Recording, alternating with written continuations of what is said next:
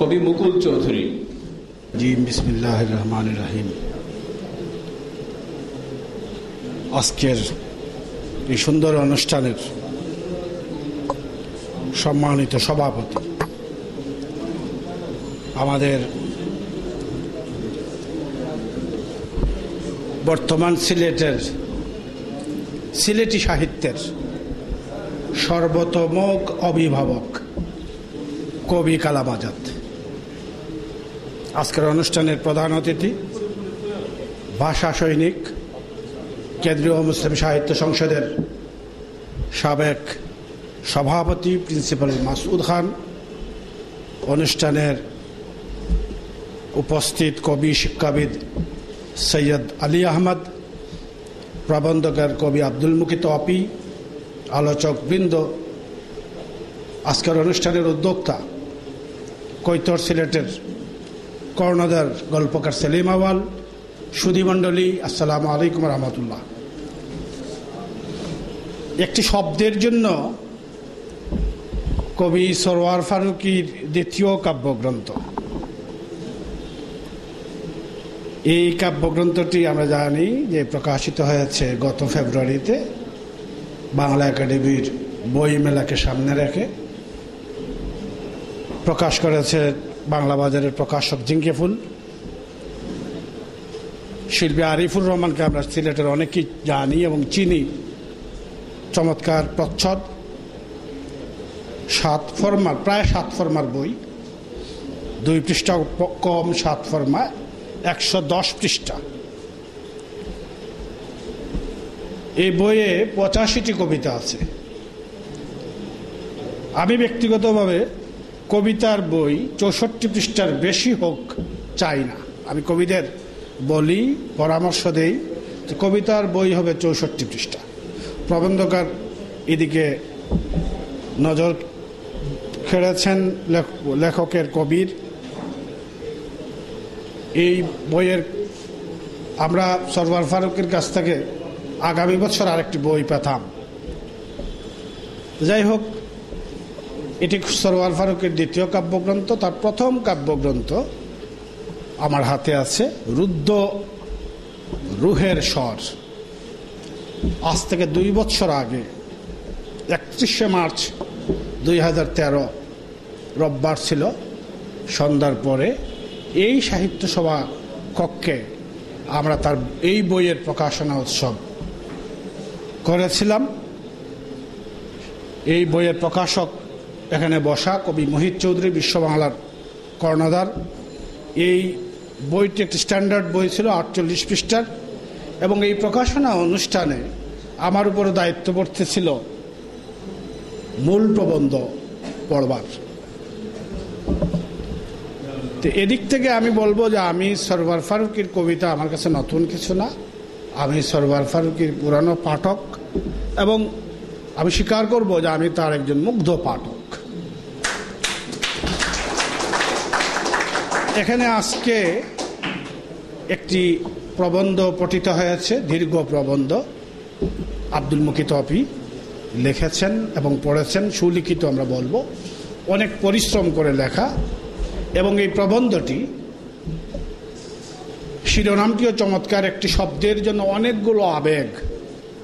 চর্যাপদ থেকে আমাদের হাজার বছরের বাংলা কবিতার যে ঐতিহ্য, এই ঐতিহ্যের সাথে তিনি সরওয়ার ফারুকীকে মিলিয়ে দিয়েছেন, গেঁথে দিয়েছেন। এটি বড় একটি কাজ আমরা বলবো। যাই হোক, আমরা সরওয়ার ফারুকীর এই প্রথম কাব্যগ্রন্থের প্রকাশনা উৎসবে যে কথাগুলো উচ্চারণ করেছিলাম, আমরা একটু পর্যবেক্ষণ করব যে আজ থেকে 2 বছর পরে, ওই দিন থেকে 2 বছর পরে আজকে তার এই দ্বিতীয় বইয়ে আমরা সরওয়ার ফারুকীকে কিভাবে পাচ্ছি, এটি একটু পর্যবেক্ষণ করা দরকার। এখানেই একজন কবির সাফল্য নিহিত। এই কবি 2 বছরে কতটুকু অগ্রসর হয়েছেন, কতটুকু তিনি নিজেকে শানিত করেছেন, এই বিষয়গুলো আমরা একটু দেখতে চাই বলেই আমাদের একটু সময় নেব। আমি শুরুতেই আমার যে প্রবন্ধটি পাঠ করেছিলাম সেখান থেকে আমি একটি উদ্ধৃতি দেব। আমরা বলেছিলাম সেদিন যে সরওয়ার ফারুকীর ভাষা সহজ সরল, তিনি তার হৃদয়ের ব্যাকুলতা, আত্মার স্পন্দন, বিবেকের তাড়নাকে সহজ সরল ভাষায় মনের আকুতি মিশিয়ে প্রকাশ করেছেন। কোনো কুণ্ঠাবোধ নেই তার, নেই কোনো প্রকার ভনিতা, অনেক কবিতায় রাগ ডাকও নেই। কবি স্পষ্টবাদী। তিনি তার কবিতায় শব্দচাতুরীর আশ্রয় নেননি, উপমা, উৎপ্রেক্ষা, রূপক, চিত্রকল্প তথা নান্দনিকতার আড়ালে আবডালে হারিয়ে যেতে দেননি তার উদ্দিষ্ট মূল বক্তব্যকে। কবিতার জন্য যে কাঠামো বা গাঁথুনির আবশ্যকতা তা বেশিরভাগ কবিতাই বহমান, তবে দু একটি কবিতা বেশি সরল, বেশি খোলামেলা। একজন কবিকে চিহ্নিত করবার জন্যে তার একটিমাত্র কাব্যগ্রন্থ যথেষ্ট নয়। প্রথম গ্রন্থ হিসাবে এই কাব্যগ্রন্থ নিয়ে এই কবি কবিতার সুপরিসর সমৃদ্ধ রাজপথে পা ফেলেছেন মাত্র, তাকে আরও পথ অতিক্রম করতে হবে। সেই পথ ব্যাপক পঠন পাঠনের, সেই পথ নিবিষ্ট অনুশীলনের, সেই পথ কবিতার সাথে আষ্টে পৃষ্ঠে গভীর আসক্তি নিয়ে লেগে থাকার। প্রবাসী যুবক সরওয়ার ফারুকী যদি এসব শর্ত পালনে পারঙ্গম হন, তবে আমার বিশ্বাস একদিন তিনি বাংলা কবিতার সৌকর্ষ দরজায় ঠোকা দিতে সক্ষম হবেন, কারণ তার কলমে কাব্যশক্তির সকল লক্ষণ সুস্পষ্ট। এই কথাগুলো আমরা 2 বছর আগে আমাদের প্রবন্ধে, মূল প্রবন্ধে আমরা বলেছিলাম।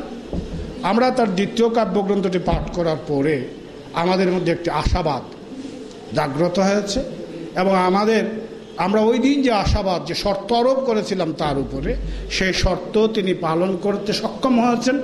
সেজন্যে আমাদের আশাবাদও আমরা মনে করি ফলপ্রসূ হয়েছে। সরওয়ার ফারুকী 2 বছরের ব্যবধানে আমাদের জন্য 85টি কবিতার 110 পৃষ্ঠার এই বইটি আমাদের সামনে উপস্থাপন করেছেন। সশব্দে, আমি বলবো সশব্দে তিনি বাংলা কবিতার দরজায় ঠুকা দিতে সক্ষম হয়েছেন। এবং আমি বলবো যে ফারুকী তার প্রথম বই থেকে এই বই আরও পরিপক্ক, আরও পরিশীলিত এবং আরও উজ্জ্বল। তার এই পরিপক্কতা, তার এই উজ্জ্বলতা এই বইয়ের কবিতার ভাব ও ভাষায়, ছন্দে এবং অন্তর মিলে, বনন এবং পরিবেশনে, কবিতার উপস্থাপনা এবং গঠন সৌকর্যে এর প্রমাণ আমরা পাই। তার এই বইয়ের কবিতাগুলোর মধ্যে হৃদয়ের ব্যাকুলতা আরও স্পষ্ট, আরও ছন্দময়। আত্মার স্পন্দন আছে কবিতাগুলোর মধ্যে, এবং আরও দূর থেকে, আরও গভীর থেকে, আরও সশব্দে এই স্পন্দনটি শোনা যায়। বিবেকের তাড়না আছে এই বইয়েও, এবং আগে যেভাবে তিনি তার তাড়নাকে উপস্থাপন করেছেন, এই বইতে তিনি আরও পরিশীলিত করে, আরও কাব্যিক ঝংকারে, আরও গীতল করে এবং আরও কাব্যময় করে, ছন্দময় করে উপস্থাপন করতে সক্ষম হয়েছে। বনিতাও আছে, বনিতা আছে, শব্দ চাতুরীও আছে আমি বলবো, এবং উপমা, উৎপ্রেক্ষা, রূপক, চিত্রকল্প, নান্দনিকতার যে আড়াল আবডাল, এগুলো অর্থাৎ কাব্য পর্দা যেটি, সেটিও এই বইয়ের কবিতাগুলোর মধ্যে আছে। কবি যখন বলেন যে তকদির পকেটের ভাজে, তদবীর বলে মানি না কিছু, কবিতার মধ্যে এই কথাগুলোর মধ্যে একটা রহস্য আছে না? চিন্তা করতে হয়, পাঠককে চিন্তার মধ্যে ফেলে দেন। তকদির পকেটের ভাজে, তদবীর বলে মানি না কিছু। কিংবা এই কবি যখন বলেন যে বুঝ বেশি নেই বলে অবুঝের মতো চলি, দড়ি খপ করে কয়লার লাল সর্পের ঝুলি। চমৎকার এই যে কাব্য চাতুরী, এই কাব্য চাতুরীর মধ্যে এই কবি পারঙ্গম হয়ে গেছেন। তার হাতে শব্দ নিয়ে তিনি খেলতে শুরু করে দিয়েছেন। এটি আমরা বলবো একজন কবির বড় রকমের উত্তরণ। আমরা এই কবির একটি চমৎকার কবিতা, শেষ কবিতাটি পদ্যপত্র, 4 সংখ্যক কবিতার কয়েকটি লাইন, 2-3টি লাইন আমি আপনাদের সামনে উপস্থাপন করছি। শৃঙ্খ শানুতে বদন পুড়িয়ে প্রসব করেছি নীল, পদ্ম হাসিতে ফিনিক্স পালক লতিকায় ঝিলমিল, আগন্তকের সাড়াশি দানায় দীর্ণ বুকের খাম, আমার পালক কাল বেঁধে ছুটে অনন্তে অবিরাম, নিহত জিনুক সিংহনগরে বদল হয়েছে নাম, নিহত জিনুক মৌন মুখরে দিকে দিকে ছুটলাম। হ্যাঁ, এই কবি দিকে দিকে ছুটেছেন দিক ছুটেছেন বলেই এই কবিকে আমরা এই বইয়ে, তার আগের বইয়ে আমরা তাকে বিষয়ের নির্দিষ্টতার মধ্যে, বিষয়ের দেয়ালের মধ্যে তাকে আমরা আবদ্ধ করতে পেরেছিলাম, কিন্তু এই বইতে আমরা এই কবিকে বিষয়ের নির্দিষ্টতার মধ্যে নিয়ে আসতে পারছি না। এটা আমার সীমাবদ্ধ হতে পারে। এই কবি বিষয় থেকে বিষয়ান্তরে ছুটেছেন, অর্থাৎ এই কবিতায়, এই বইয়ে, এই কবিতার বইয়ে এই কেন্দ্রে কবি নিজেই, কেন্দ্রীয় মানুষটি হচ্ছেন কবি নিজে, এবং এখানে তিনি আত্মগত, তিনি আত্মকথক। তার কথা আমরা শুনি। আসুন। যতদিন আমি সৈকতে বসে তোমাদের প্রাণে প্রাণ দিয়েছি আমার আত্মার যত আত্মীর বলিদান, তোমাদের কাছে সেসবের কোনো মূল্য ছিল না জানি, আমিও আমার আকুতির বাণী বালুচরে ঢালিনি। হ্যাঁ, এই কবি তার আকুতির বাণী বালুচরে ঢালেননি, আমাদের মতো বৌদ্ধ পাঠকদের বিবেকের তলেই তিনি সমর্পণ করেছেন, এবং তার এই সমর্পণ আমি মনে করি বৃথা যাবে না।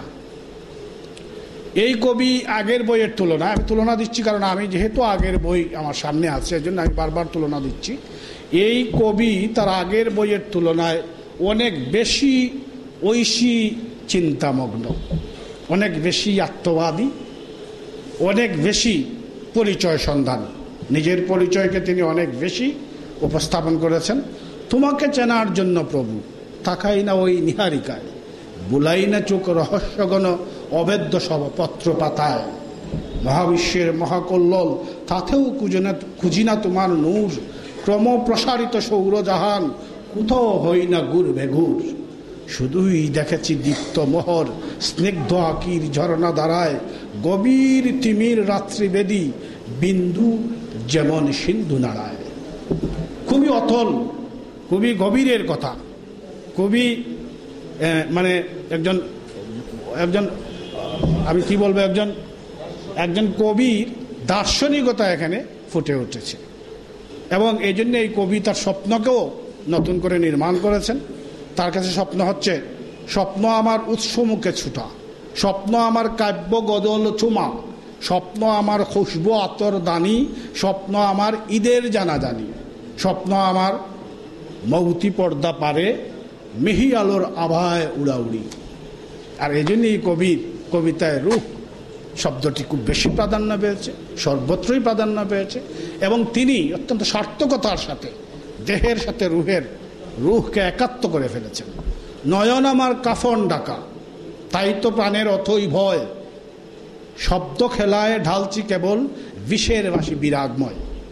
বলছেন তিনি বিরাগময়, কিন্তু তিনি বিরাগী বৈরাগ্য কবি নন, যিনি জীবন থেকে পলায়নপর নন, অত্যন্ত জীবন ঘনিষ্ঠ কবি, এবং এ অনুসন্ধান তার জীবনের সার্থকতার জন্য, জীবনের সাফল্যের জন্য।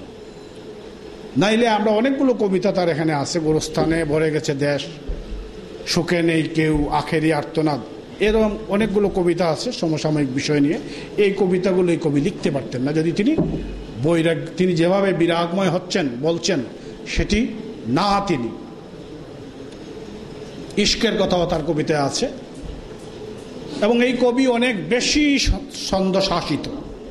লক্ষ্য করবেন, এই কবি যদিও এই কবি লিখেছেন, চমৎকার করে লিখেছেন, মাত্রা বৃত্ত, অক্ষর বৃত্ত, আরো বৃত্ত কি, অস্ত্রজরে কোন বৃত্তে বলতে পারো কি, স্বরবৃত্ত, ছন্দবৃত্ত, আরো কি বলে, হুহু সুরে আর্তজারি কোন বৃত্তে চলে, বৃত্ত নড়ে নৃত্য করে চিত্তবিহীন বাড়, তোর বৃত্তে নাচবো আমি কোন শালা তুই ছাড়। ব্যঙ্গাত্মক কবিতা, কিন্তু তারপরেও এই তিনি ছন্দকে ব্যঙ্গ করে, ছন্দের ভিতরে থেকে ছন্দকে তিনি ব্যঙ্গ করেছেন, এবং এই অন্য বৃত্ত তার কবিতার শিরোনাম।